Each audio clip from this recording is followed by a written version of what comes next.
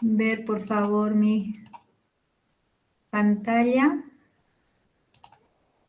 ¿Están viendo la presentación? Sí, doctora. Bien, vamos a hablar algo referente que habíamos visto ya en clase pasada, que es la fagocitosis. ¿Por qué es tan importante este proceso? Porque, bueno, toda defensa inmune se inicia inicialmente con el proceso de la fagocitosis. No nos olvidemos que habíamos visto que en la parte, en clase ya teórica, habíamos visto que hay diferentes tipos de fagocitos, células que participan en este proceso, que son los neutrófilos, hemos hablado de los macrófagos o monocitos cuando están en la sangre, hemos hablado de las células dendríticas, que son importantes, células muy importantes en la fagocitosis, que es un proceso que significa comer. Si ustedes se fijan en esta diapositiva, podemos ver a una célula que está emitiendo una serie de prolongaciones para atrapar a las bacterias y poder endocitarlas o fagocitarlas, ¿verdad? Y un aspecto muy importante es que estas células que participan en la fagocitosis, como en este caso vamos a hablar en la primera línea de defensa, son los macrófagos, que habíamos indicado también que los macrófagos vienen inicialmente vienen de los monocitos, aquellos que se encuentran en sangre. Si ustedes ven acá en la diapositiva, en la parte inferior, tenemos un monocito que vamos a ver en la parte práctica. Este monocito, cuando se encuentra en circulación sanguínea, se denomina monocito, y cuando va hacia tejido, cuando sale de circulación y va hacia tejido, se denomina al macrófago, ¿verdad? Entonces, estos macrófagos tienen ciertos receptores, que también hemos visto en la parte teórica, que son muy importantes para reconocer a ciertas moléculas que tienen los microorganismos, ¿verdad? Y entre estos receptores tenemos, por ejemplo, acá un receptor de lipopolisacárido. Ya hemos visto los receptores tipo TOL, que son varios, van variando, receptor TLR1, que hemos visto, ¿se acuerdan? Que son importantes porque reconocen los lipopéptidos. Tenemos los TLR2, que también reconocen a los peptidoglucanos, etcétera, ¿verdad? Y van reconociendo ciertos componentes que tienen los microorganismos.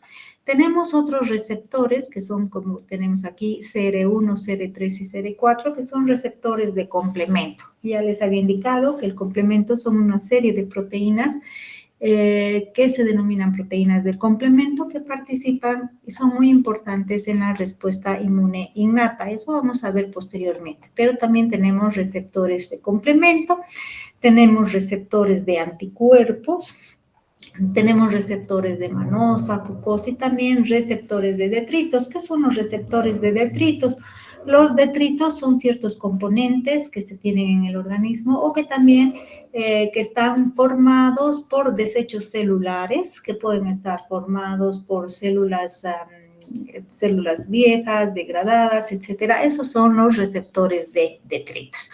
Entonces, entre los fagocitos tenemos los más importantes, el de primera línea de defensa, tenemos a los macrófagos, tenemos también a los neutrófilos y también a las células dendríticas, que siempre están, que también habíamos visto en la parte teórica, que se encuentran como centinelas en los tejidos del organismo, ¿verdad?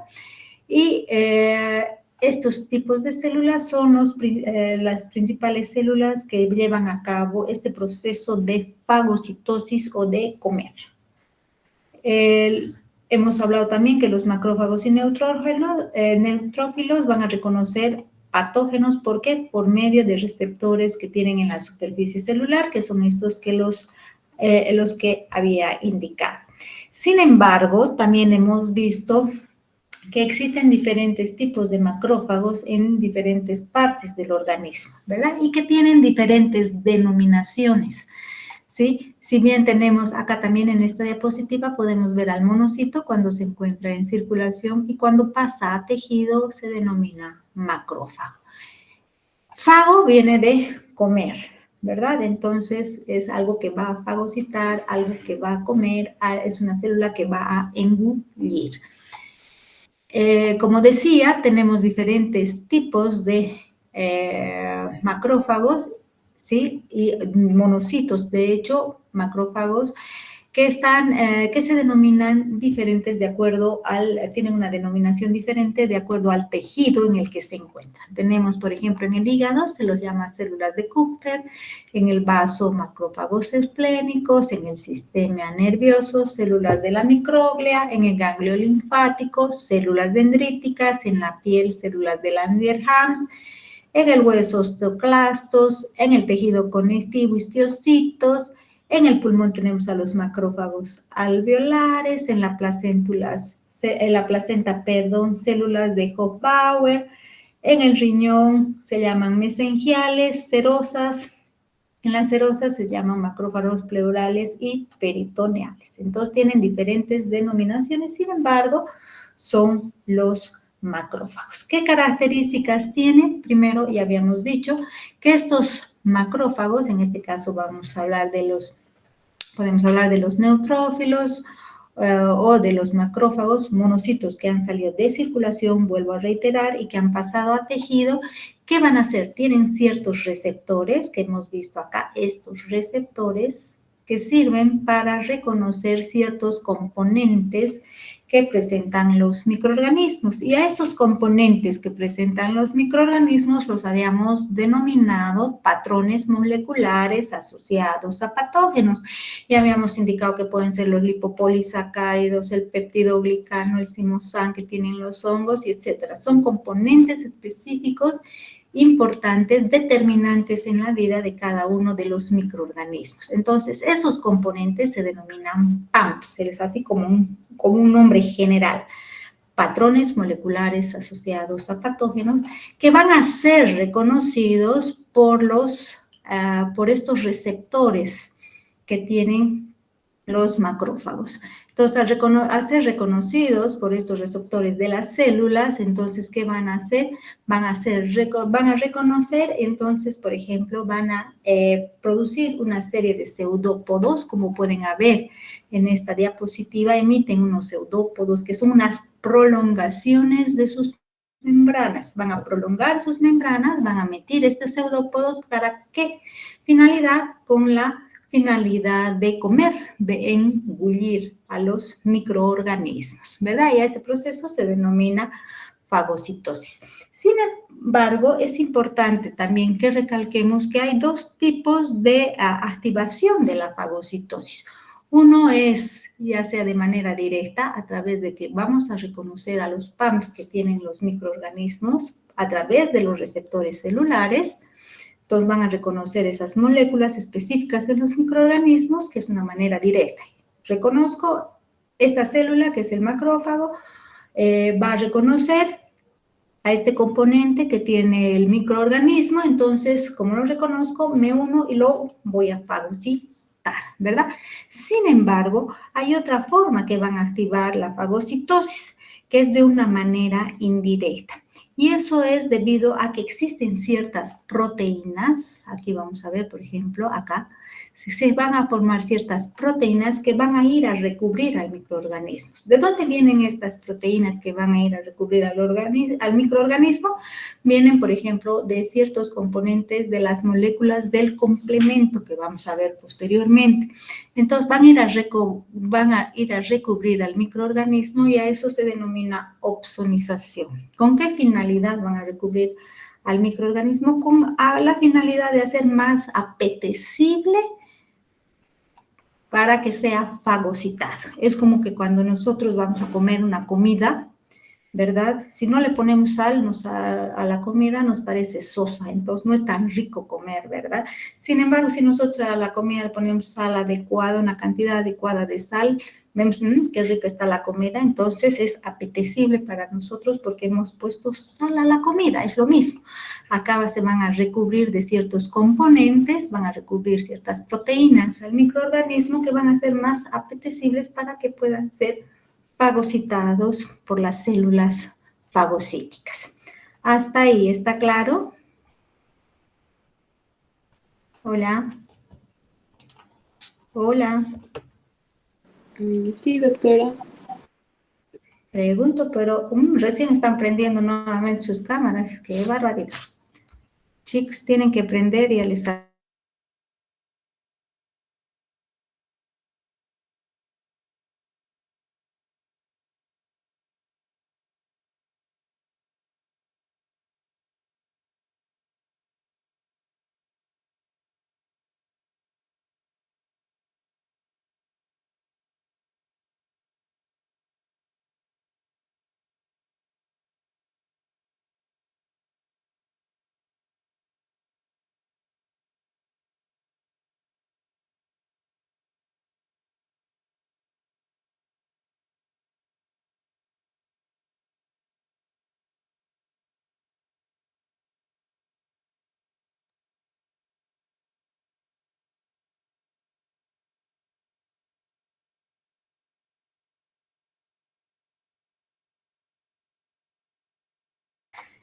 Ya, nuevamente volvemos entonces a presentar pantalla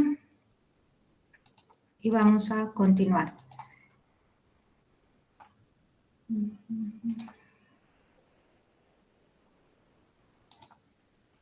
Perfecto. Entonces, ¿qué es lo que sucede en este proceso de migración de los neutrófilos o de los monocitos hacia el tejido? ¿Qué es lo que se va a producir? Se va a producir un proceso de que se permita que a partir del vaso sanguíneo, a partir de la circulación sanguínea, pasen las células de sangre a tejido, que vayan hacia el lugar donde hay una bacteria, por donde ha ingresado una bacteria y donde se encuentra una bacteria.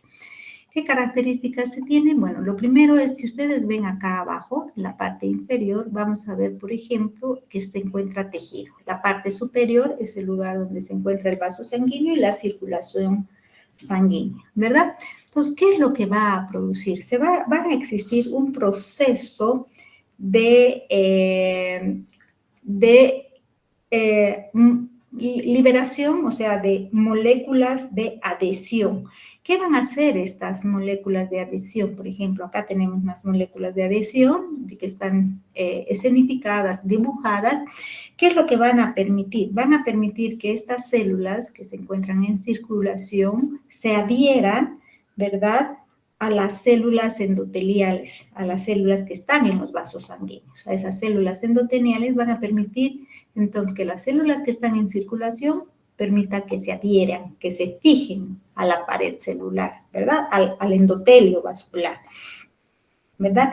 Y a través de estos vasos sanguíneos, a través de ciertos movimientos que van a realizar estos leucocitos, ¿verdad? Van a realizar una serie de movimientos a través de esta pared de los vasos, van a permitir posteriormente que vayan y migren hacia el exterior, o sea, vayan de los vasos sanguíneos hacia el exterior y vayan a tejido.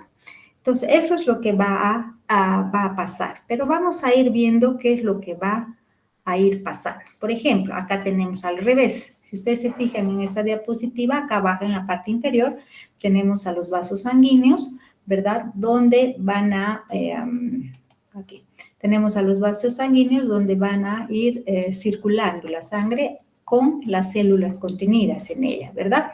Y nosotros tenemos acá, tenemos un tejido. En este tejido tenemos, obviamente, donde han ingresado las bacterias.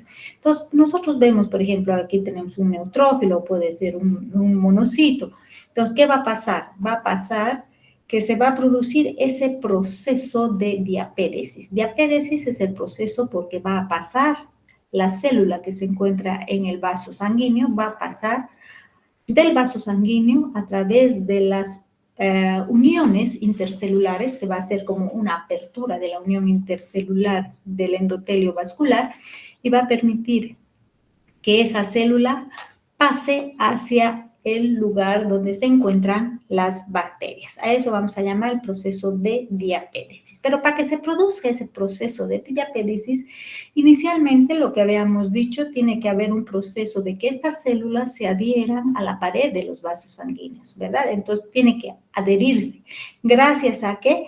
gracias a esas moléculas de adhesión que se han activado y permiten que estas células se adhieran a esta pared. Van a sufrir un proceso de rodamiento, por así decir, de las células, van a hacer un proceso de rodamiento para luego extravasar o para luego pasar hacia el lugar donde se encuentran las bacterias y se produzca el proceso de fagocitosis.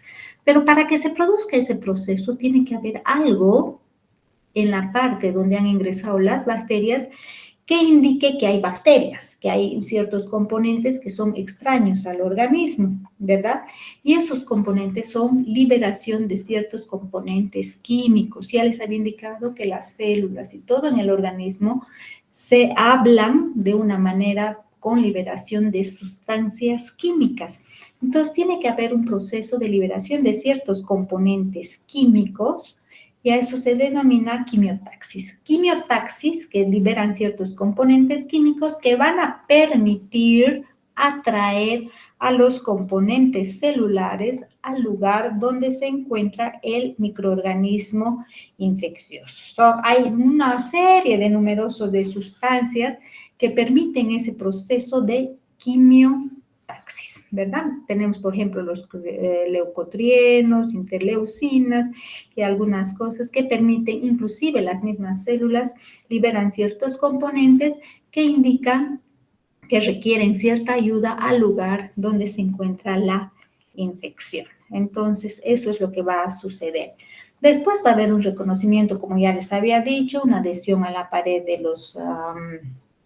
los vasos sanguíneos y por último va a haber el proceso de extravasación o diapédesis que habíamos indicado. ¿Para qué? Para que luego se proceda al proceso de ingestión de los microorganismos o fagocitosis. Y aquí vamos a ver que una vez que la célula ha producido ese proceso ha emitido los pseudópodos, ha permitido la prolongación de sus membranas, ¿verdad? Lo que hace es producir un proceso de fagocitosis. ¿Y por qué proceso? Por un proceso llamado por endocitosis. ¿Qué quiere decir? Que va a meter este microorganismo y va a formar una especie de vacuola en su interior, donde se va a encontrar el microorganismo. No nos olvidemos que habíamos dicho que los macrófagos tienen ciertos componentes, ¿verdad? Que tienen ciertos componentes que presentan lisosomas, componentes ácidos, ¿verdad? Que una vez que se une el fagosoma con el lisosoma, se llama lo que es el fagolisosoma. Y el lisosoma es el que contiene los componentes que va a verter sobre el microorganismo para poder destruir, ¿verdad?, a los microorganismos. ¿Qué otra característica muy importante es? Que la forma en que va a producir este proceso de eliminación de los microorganismos es a través de, hemos hablado que los lisosomas tienen componentes ácidos, componentes específicos, porque generan y componentes antimicrobianos que generan a partir de especies reactivas de oxígeno, o sea, se producen especies reactivas de oxígeno y también especies reactivas de nitrógeno. ¿Por qué? Porque, estas especies son altamente tóxicas, ya que lo que hacen es alterar la membrana de la pared de la membrana de los microorganismos, ya sea por procesos de oxidación, por ejemplo, ¿ve? Por procesos de hidroxilación, cloración, si ustedes se fijan, nitrificaciones. Por todos estos procesos tienden a destruir la pared de los microorganismos. ¿Cómo se forman las especies reactivas de oxígeno? A través del oxígeno tenemos componentes de oxígeno, lo que hacen es producir a mayores concentraciones de oxígeno gracias a la NAD. Oxidasa va a producir lo que denominamos el anión superóxido, que es una especie reactiva de oxígeno. Se van a poder producir oxidrilos, ¿sí? Radicales oxidrilos. peróxido de hidrógeno, que va a dar lugar también al ácido hipocloroso. Todos estos componentes son componentes tóxicos para el microorganismo, y también se producen especies reactivas de nitrógeno como óxido nítrico, el dióxido de nitrógeno, el peróxido nitrilo, y es así como tienden a eliminar, a destruir la pared de los microorganismos. Y aquí vemos cómo la nadoxidasa activada convierte las moléculas de oxígenos en ion superóxido, el peróxido de hidrógeno, gracias a la superóxido dismutasa, por ejemplo. También se tiene iones hipoclorito, radicales hidroxilo, que es como van a poder eliminar a los microorganismos. Y aquí vemos entonces como un resumen, tenemos a los microorganismos que gracias a un proceso de quimiotaxis, ¿sí? Y también por procesos de ozonización tienden a producir, a favorecer la fagocitosis, donde se forma lo que se denomina el fagolisosoma, y se dan productos y se digieren a los microorganismos para su eliminación. Es una clase bastante corta la que hemos tenido, pero es importante recordarles que este proceso es muy importante, porque gracias a este proceso, con el aumento, por ejemplo, cuando tenemos un aumento elevado del consumo de oxígeno y se producen estos aniones y radicales tóxicos para las bacterias, como son los aniones superóxido, el peróxido de hidrógeno, etcétera, tienen un gran poder oxidante, y es así como tienden a eliminar a los microorganismos, gracias a ese poder oxidante que se tiene. Y no nos olvidemos que eso es un proceso que se da por mecanismos, que es un mecanismo bactericida, que es dependiente de oxígeno. Sin embargo, también tenemos mecanismos que son independientes de oxígeno, gracias a proteínas, por ejemplo, como tenemos las lisocimas, no nos olvidemos, la lactoferrina, etcétera, que atacan a las paredes celulares, especialmente la lisocima, que ataca a las paredes celulares de las bacterias, por ejemplo, gram positivas. Ya estos compuestos que son de la lisocima, por ejemplo, pueden ser liberados también al exterior del fagocito, y lo que pasa es que cuando son liberados al exterior del fagocito pueden afectar a las células propias de nuestro organismo. ¿Alguna pregunta hasta aquí? ¿Algo que no hayan entendido? Chicos.